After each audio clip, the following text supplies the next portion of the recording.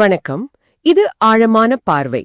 இன்னைக்கு நாம ஒரு சாதாரண நம்பர் மாதிரி தெரியற ஒரு அஞ்சல் குறியீடு 60,002 பத்தி பார்க்க போறோம். ஆமா, இதுக்குள்ள சென்னையோட பல வருஷ வரலாறு வளர்ச்சி எல்லாமே அடங்கி இருக்கு இல்லையா? அதேதான். நம்ம கிட்ட இருக்கிற வரலாற்று தகவல்களை வச்சு குறிப்பா அண்ணா சாலை அப்புறம் சிந்தாதிரிப்பேட்டை கதைகளை கொஞ்சம் தோண்டி பார்க்கலாம். கண்டிப்பா. இந்த எண்கள்லாம் வெறும் அட்ரஸ்க்கு மட்டும் இல்ல, அது ஒரு நகரத்தோட ஆன்மாவே காட்டுதுன்னு சொல்லலாம். சரி, அப்போ ஆரம்பிக்கலாமா? இந்த 60,002 எப்படி உருவாச்சு, அதுக்குள்ள இருக்கிற இடங்களோட தனித்தன்மை என்ன?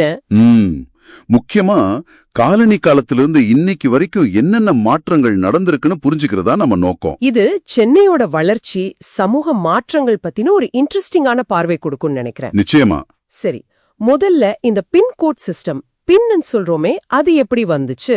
அது ஆகஸ்ட் 15, 1972 ஸ்ரீராம் விகாஜி வேலங்கர்னு ஒருத்தர் தான் இதை அறிமுகப்படுத்தினார். ஓ, 1972லயா? எதுக்காக இது? மெயின் காரணம், தபால்களை பிரிக்கிறது சுலபமா இருக்கணும், டெலிவரி வேகமா நடக்கணும், அப்புறம் நம்ம நாட்டுல நிறைய மொழிகள் இருக்குல்ல, ஆமா, ஒரே மாதிரி ஊர் பேரெல்லாம் இருக்கும், அதனால வர்ற குழப்பத்தை தவிர்க்கணும். இதுக்காக தான். சரி சரி. அப்போ இது தபால் துறையில ஒரு பெரிய முன்னேற்றம் தான். கண்டிப்பா. இந்த 60,002 கூட முதல் நம்பர் 6 தெற்கு மண்டலத்தை குறிக்குது, அதாவது தமிழ்நாடு, கேரளா மாதிரி. ஓ, அப்புறம் 60 தமிழ்நாட்டை குறிக்குது. புரியுது. அப்போ 60,002 அட்ரஸ் எங்க இருக்கு சென்னையில? இதுக்குள்ள அண்ணாச்சாலை ஹெட் போஸ்ட் ஆபீஸ் இருக்கு, அப்புறம் Chindadripet sub post office, Madras electricity system sub post office. ஓ, 3 போஸ்ட் ஆபீஸா? ஆமா, அதாவது சிந்தாதிரிப்பேட்டை, புதுப்பேட்டை, அண்ணா சாலையோட சில முக்கியமான பகுதிகள், கூவமாறு பக்கத்தில் இருக்கிற பரபரப்பான ஏரியா இது. இவ்ளோ தபால் நிலையங்கள் ஒரே கோட்ல இருக்கிறதே அந்த ஏரியாவோட முக்கியத்துவத்தை காட்டுதில்ல? கரெக்ட். அதோட நிர்வாக வணிக முக்கியத்துவம் அதிகம். சரி, இதுல அண்ணா சாலை பத்தி கொஞ்சம் பேசுவோமே. இன்னைக்கு இவ்ளோ பிஸியா இருக்கு, ஆனா முன்னாடி இதுக்கு பேரு மவுண்ட் ரோடு. ஆமா, கேள்விப்பட்டிருக்கேன். செயின்ட் ஜார்ஜ் கோட்டையில இருந்து பரங்கிமலை, அதாவது செயின்ட் தாமஸ் மவுண்ட்ல இருந்த மிலிட்டரி பேஸுக்கு புற முக்கியமான பாதையா இது ஆரம்பிச்சது. அப்ப ஆரம்பத்துல எப்படி இருந்துச்சு 18ஆம் நூற்றாண்டுல? அப்போல்லாம் பெரும்பாலும் காலி இடம்தான், வெட்டவெளி மாதிரி. அப்புறம் எப்படி இப்போ இருக்கிற மாதிரி மாறுச்சு? போக போக சென்னையோட முக்கியமான கமர்ஷியல், கல்ச்சுரல் சென்டரா மாறிடுச்சு. எப்படின்னா, கார் ஷோரூம்ஸ், பெரிய நியூஸ் பேப்பர் ஆபீஸ், தி ஹிந்து மாதிரி, அப்புறம் தியேட்டர்ஸ், ஓஹோ, எல்லாம் அங்க வந்துச்சு. ஒரு சுவாரஸ்யமான விஷயம் என்னன்னா, பின்கோடு வந்த அடுத்த வருஷமே 1973 சொல்லுங்க, CN அண்ணாதுரையோட நிறைவா இதுக்கு அண்ணா சாலைன்னு பேர் மாத்துனாங்க. இது சுதந்திரத்துக்கு அப்புறம் நடந்த ஒரு முக்கியமான அடையாள மாற்றம். ஆமால, மவுண்ட் ரோடுங்கிறது அண்ணாச்சாலையா மாறினது பெரிய விஷயம்தான். ஆனா 60,002ல அண்ணாச்சாலை மட்டும் இல்லையே, இன்னொரு முக்கியமான பகுதி இருக்குல்ல. நீங்க சிந்தாதிரிப்பேட்டைய சொல்றீங்க, கரெக்டா? அதேதான். அதோட கதை ரொம்ப வித்தியாசமானதுன்னு சொல்றாங்களே. ஆமா, ரொம்ப ரொம்ப வித்தியாசமானது, சுவாரஸ்யமானதும் கூட. சிந்தாதிரிப்பேட்டை அதோட பேரே சின்ன தரிப்பேட்டைன்றதுல இருந்து வந்துச்சு. ஓ, தறி நெசவாளர்களா? ஆமா, கிட்டத்தட்ட 1735 வாக்குல கிழக்கிந்திய கம்பெனி நெசவாளர்களுக்காகவே திட்டமிட்டு உருவாக்குன ஒரு ஏரியா இது. 1735லே பிளான் பண்ணி கட்டின டவுன்ஷிப்பா?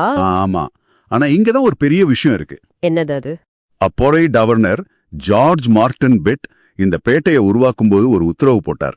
என்னன்னா, தெருக்களை பிரிக்கும்போது சாதி வேறுபாடு காட்டக்கூடாதுன்னு. என்ன சொல்றீங்க? 1730கள்லயா? நம்பவே முடியலையே. ஆமா, நினைச்சு பாருங்க, அந்த காலத்திலே இது எவ்வளவு புரட்சிகரமான, முற்போக்கான ஒரு முடிவு. அப்படின்னா அங்க வீடுகள்லாம் எப்படி இருந்துச்சு? எல்லா சாதிக்காரங்களும் கலந்து இருக்கிற மாதிரி தெருக்கள் அமைச்சிருக்காங்க. இது அந்த கால இந்திய சமூக அமைப்புல ஒரு பெரிய விதிவிலக்கு. நெசவாளர்களை அங்க வர வைக்கத்தான் ஆதிகேசவ பெருமாள், ஆதிபூரீஸ்வரன் 2 கோயில் கூட கட்டினாங்க. அப்போ 1735லேயே சாதி பார்க்காம ஒரு குடியிருப்பு, இது பிற்காலத்துல ஏதாவது தாக்கத்தை ஏற்படுத்துச்சா? நிச்சயமா.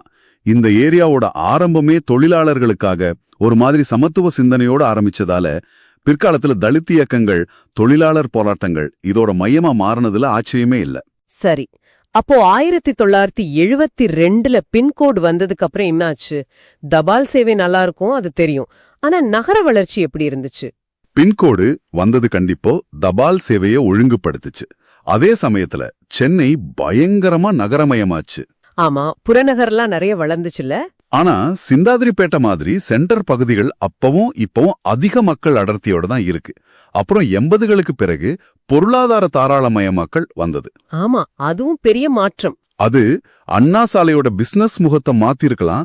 ஆனா சிந்தாதிரிப்பேட்டையில அங்க இருக்கிற மீன் மார்க்கெட் மாதிரி கிட்டத்தட்ட 150 வருஷம் பழமையான விஷயங்கள்லாம் இன்னைக்கும் உயிர்ப்போட இருக்கு. அப்போ மொத்தத்துல இந்த 6502ங்கிறது அது வெறும் நம்பர் இல்ல, அதுக்குள்ள நிர்வாக ரீதியான நவீனமயமாக்கல் இருக்கு. பின்கோடு, காலனி காலத்து ரோடோட பரிணாமம் இருக்கு, அண்ணா சாலை.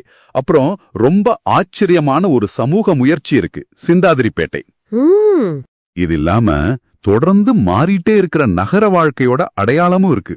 ஒரு நவீன நிர்வாக கருவி எப்படி ஒரு சிட்டியோட பல நூற்றாண்டு கதையே தனக்குள்ள வச்சிருக்க முடியும்னு இது ஒரு நல்ல உதாரணம். நிச்சயமா இந்த ஆழமான பார்வை உங்களுக்கு சென்னையோட வரலாற்றோட ஒரு புது பக்கத்தை, ஒரு நுண்ணிய பார்வைய கொடுத்திருக்கோம்னு நம்புறோம். ஆமாம். இப்போ நீங்க யோசிக்கிறதுக்கு ஒரு கேள்வி. இந்த பின்கோடு மாதிரி நாம ரொம்ப சாதாரணமா நினைக்கிற சில நவீன நிர்வாக கருவிகள் இருக்குல்ல, இருக்கு. அதுங்க எப்படி இன்னைக்கு நம்ம நகரங்களோட அடையாளத்தை, நம்ம சமூக அமைப்பை நமக்கு தெரியாமலேயே ரொம்ப நுட்பமா தொடர்ந்து மாத்திக்கிட்டே இருக்கு? யோசிச்சு பாருங்க.